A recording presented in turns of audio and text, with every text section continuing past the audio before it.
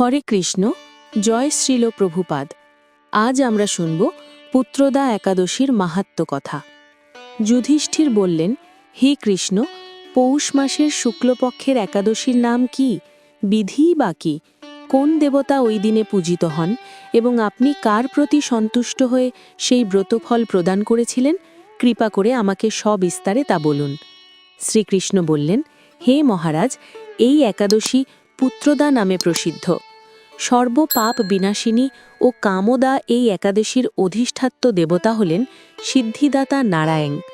ত্রিলোকে এর মতো শ্রেষ্ঠ ব্রত নেই। এই ব্রতকারীকে নারায়ণ বিদ্বান ও যশস্বী করে তোলেন। এখন আমার কাছে এই ব্রতের মাহাত্ম্য শ্রবণ করুন। ভদ্রাবতী পুরীতে সুকেটুমান নামে এক রাজা ছিলেন। তার রানীর নাম ছিল শৈবা। রাজদম্পতি বেশ সুখেই দিন যাপন করছিলেন। বংশ রক্ষার জন্য বহুদিন ধরে ধর্মকর্মের অনুষ্ঠান করেও যখন পুত্রলাভ হল না, তখন রাজা দুশ্চিন্তায় কাতর হয়ে পড়লেন। তাই সকল ঐশ্বর্যবান হয়েও পুত্রহীন রাজার মনে কোনো সুখ ছিল না। তিনি ভাবতেন, পুত্রহীনের জন্ম বৃথা ও গৃহশূন্য। পিতৃদেব মনুষ্যলোকের কাছে যে ঋণ শাস্ত্রে উল্লেখ আছে, তা পুত্র বিনা পরিশোধ হয় না। পুত্রবানজনের এ জগতে যশলাভ ও উত্তম গতিলাভ হয় এবং তাদের আয়ু, আরোগ্য, সম্পত্তি প্রভৃতি বিদ্যমান থাকে। নানা দুশ্চিন্তাগ্রস্ত রাজা আত্মহত্যা করবেন বলে স্থির করলেন। কিন্তু পরে বিচার করে দেখলেন, আত্মহত্যা মহাপাপ। এর ফলে কেবল দেহের বিনাশ মাত্র হবে, কিন্তু আমার পুত্রহীনতা তো দূর হবে না। তারপর একদিন রাজা নিবিড় বনে গমন করলেন। বন ভ্রমণ করতে করতে দ্বীপ্রহর অতিক্রান্ত হলে রাজা ক্ষুধা তৃষ্ণায় অত্যন্ত কাতর হলেন। এদিক ওদিক ফলাদির অনুসন্ধান করতে লাগলেন। তিনি চক্রবাক, রাজহংস এবং নানা রকম মাছে পরিপূর্ণ একটি মনোরম সরোবর দেখতে পেলেন। সরোবরের কাছে মুনিদের একটি আশ্রম ছিল। তিনি সেখানে উপস্থিত হলেন। সরোবর তীরে মুনিগণ বেদ পাঠ করছিলেন। মুনিবৃন্দের শ্রীচরণে তিনি দণ্ডবৎ প্রণাম করলেন।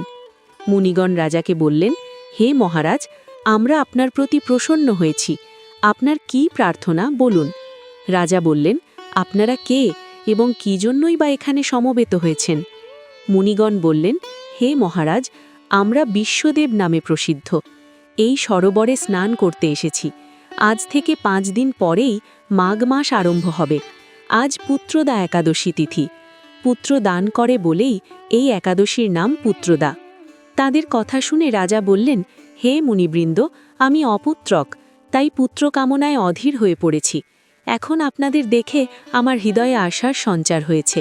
এ দুর্ভাগ্য পুত্রহীনের প্রতি অনুগ্রহ করে একটি পুত্র প্রদান করুন। মুনিগণ বললেন, হে মহারাজ, আজই সেই পুত্রদা একাদশী তিথি, তাই এখনই আপনি এই ব্রত পালন করুন। ভগবান শ্রীকেশবের অনুগ্রহে অবশ্যই আপনার পুত্র লাভ হবে। মুনিদের কথা শোনার পর যথাবিধানে রাজা কেবল ফলামূলাদি আহার করে সেই ব্রত অনুষ্ঠান করলেন। দ্বাদশী দিনে উপযুক্ত সময়ে শস্যাদি সহযোগে পালন করলেন। মুনিদের প্রণাম নিবেদন করে নিজ গৃহে ফিরে এলেন। ব্রতপ্রভাবে রাজার যথাসময়ে একটি তেজস্বী পুত্র লাভ হল। হে মহারাজ, এ ব্রত সকলেরই পালন করা কর্তব্য। মানব কল্যাণ কামনায় আপনার কাছে আমি এই ব্রত কথা বর্ণনা করলাম। নিষ্ঠা সহকারে যারা এই পুত্রদা একাদশী ব্রত পালন করবে, তারা পুত নামক নরক থেকে পরিত্রাণ লাভ করবে। আর এই ব্রত কথা শ্রবণ কীর্তনে অগ্নিষ্ঠম যজ্ঞের ফল পাওয়া যায়। ব্রহ্মাণ্ড পুরাণে এই মাহাত্ম্য বর্ণনা করা হয়েছে। হরে কৃষ্ণ। তো এই ছিল পুত্রদা একাদশীর মাহাত্ম্য কথা। আমাদের ভিডিওগুলি ভালো লাগলে চ্যানেলটিকে সাবস্ক্রাইব করে সাথে থাকুন।